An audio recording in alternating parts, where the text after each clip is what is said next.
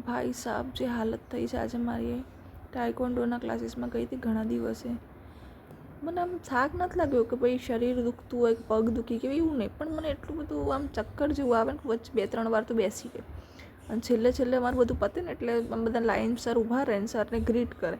અને એમાં સરે ભાષણમાં એટલો ટાઈમ લીધો, મને કશું દેખાય નહીં. પહેલાં તો મને બધું ઝાંખું થવા લાગ્યું, પછી કંઈ જ દેખાય નહીં.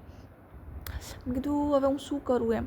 એટલે મેં કીધું હમણાં જો હું બેસી જઈશ આખું ટોળું મારા આગળ પાછળ આવી જશે અને ઇજ્જતનો કચરો થઈ જશે.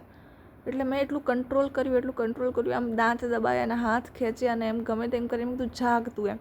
અને પછી બધું પત્યું ને એટલે જે 4-5 ડગલા હું ચાલીને દિવાલ જોડે જઈને બેઠી છું ને એ મને જ નથી ખબર કે હું બસ આમ અંદાજો મેં લીધો છે કે આટલાથી આટલે જવાનું છે. ત્યાં બેઠી, પાણી પીધું, પછી સારું લાગ્યું મને. પછી થોડી વાર રહીને બહાર નીકળી, બહાર બેઠી, પાણી પીધું અને પછી શાંતિથી ઘરે આવીને પાછી સૂતી છું.